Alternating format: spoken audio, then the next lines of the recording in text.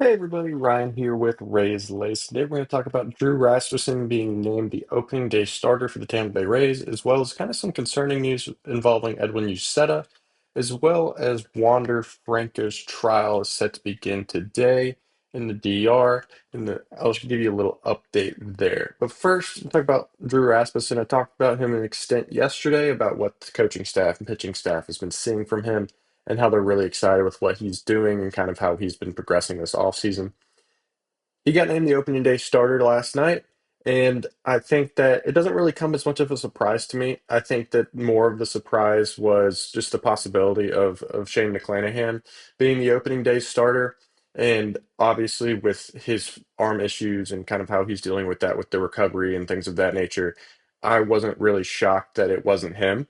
And I don't know exactly, they haven't really came out with how his load management and everything's going to begin once he starts the season.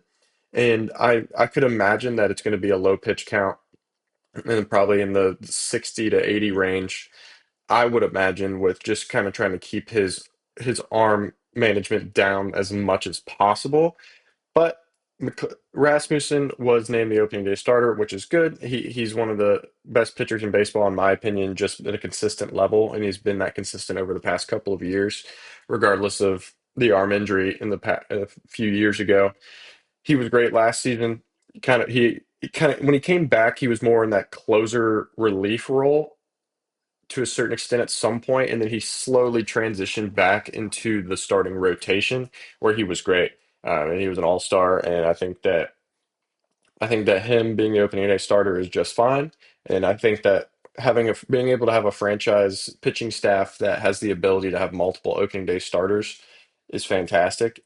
And the for all three, I mean, even Pepio is not the worst option to have as an opening day starter, in my opinion, anyways, either. So Rasmussen being named opening day starter, it's great news for him. Looking forward to seeing him toe the rubber against the Cardinals here to start the season in about a month or so. The next thing I want to talk about is Edwin Uceta. I mentioned this a week or so ago, how he opted out of the World Baseball Classic due to a shoulder injury. Said it was nothing major and he was just precautionary measures, things of that nature. Well, yesterday he stepped out on the field to throw and he said he didn't like what he felt in his shoulder. And it's interesting to kind of see how this is going to play out because I think that if he isn't okay to go towards the beginning of the season, I don't necessarily think it's going to be the biggest major deal ever, but I do think that having him available in the bullpen for the full season is going to be amazing for the Rays. And I think that if he has this issue now, I can't imagine if he continues to try to pitch through it and try to get through it right now, what it's going to be like in July. And so I think my personal opinion is to take as much precaution as you possibly can with this because shoulder injuries are no joke and it's really hard to pitch with a bad shoulder. It's easier to pitch with a bad elbow, in my opinion, than a bad shoulder, just from a recovery standpoint and surgical repairs and things of that nature. Shoulders are a lot more difficult and a lot more weird in that regard. And so I think that just taking as much precautionary measure as possible with this is going to be the best case scenario. And I think that just kind of going forward with this, if we don't see him pitch opening day or opening weekend, I don't think that's going to be a crazy thing to see. I'm not as confident now as I was last week that he was going to be ready to go for opening day, just solely based on the fact that it's a shoulder injury, and if he opted out of the World Baseball Classic because of it, and then steps out on the field a week later to just throw and doesn't like what he's feeling, I don't know if there's going to be any type of just exploratory procedure in there, MRIs scheduled, things of that nature, just to see what's going on. But I wouldn't be I wouldn't be surprised if he's not ready to go opening day. So kind of just keep your eye out on that. And if you don't see him pitch opening weekend, and if he's not on the roster, he's on the IL, do not be surprised.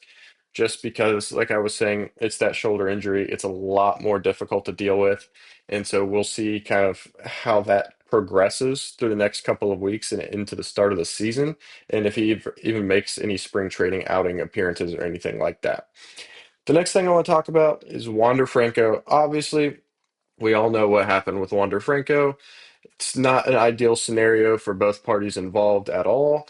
And he has been, this whole trial process has been so prolonged over the past year or so that he had to get a retrial and everything like that.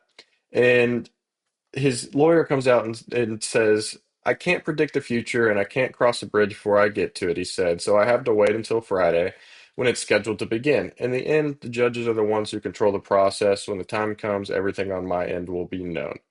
Which that's an interesting statement to kind of come out and say how he's not necessarily, and he might be in different statements that he says, but this is just the one that I saw. He's not necessarily coming out and being like, "Oh, we're really excited, looking forward to this. Like, we're gonna prove blah blah blah blah blah." He's just like, "Oh, I can't control how this goes, so we'll see what the court decides." It's just kind of concerning, in my opinion, for Franco's future, just based off that statement alone. I don't know, like I said, I don't know what the rest of the statements involve and if he said anything else, but just with that statement alone, it's a little interesting. And then the reason why this case is kind of on top of mind, I know Rays fans don't really like the whole situation, but I think that there's obviously a bigger repercussions of this case just from a financial standpoint for the Rays. Because if he's found innocent and there's no further appeals, his status could hinge just solely based on a visa to return to the US or a suspension by Major League Baseball.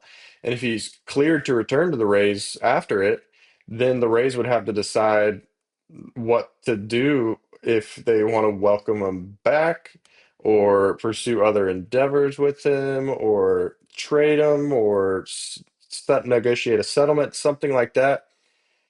I don't think there's any chance that the Tampa Bay Rays will ever let him put another uniform on ever again, just solely based on the fact that of the whole scenario of the situation. I don't think that the PR aspect of it is good. Even if the court comes out and they're like, yeah, he never did anything wrong. This is all just a scam. It's a setup, blah blah blah. I think from a PR perspective, there's just no chance he's ever putting on a Rays uniform ever again. And I don't particularly think he's ever going to play Major League Baseball again. That's just my opinion. But and just for example, just putting him side by side with Trevor Bauer. Trevor Bauer won a Cy Young. He was one of the best pitchers in baseball at the time. His whole deal, he gets proven innocent. He didn't have any charges pressed against him after the fact. He completely proven innocent, and he's kind of been blackballed by Major League Baseball just because of the situation. And granted, I've seen multiple reports that he necessarily wasn't the best clubhouse guy. I don't know how accurate that is, but just from what I've seen, a lot of the people in Major League Baseball didn't like him. And so I think that this is kind of the fallout for him from that aspect of it. But I think from Franco's perspective, when you're dealing with anything with related to minors, it's not a good look. And I don't think that Major League Baseball is going to be okay with allowing him to represent their company and their organization. I just don't think he's ever going to play again. So we'll kind of see how that trial progresses over the next couple of days and weeks, depending on how long it takes. But you guys let me know what you guys think about Rasmussen being named the opening day starter, and especially what you guys think about, you said, a shoulder injury, because I think this could be a bigger situation than we're set on to believe. You guys have a great weekend.